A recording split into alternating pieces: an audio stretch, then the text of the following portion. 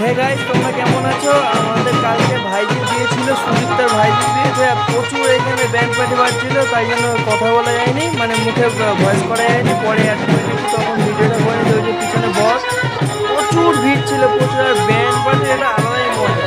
হ্যাঁ গাইস, এটা দেখো ফুল ফ্যামিলি সুদীপ্তার। এটা বর্দা, এই পিছনের মেয়েটাকে চেনই, এটা সুদীপ্তার মা, এটা আমার মা, এটা দাদা, বাবা, এই যে মেসো।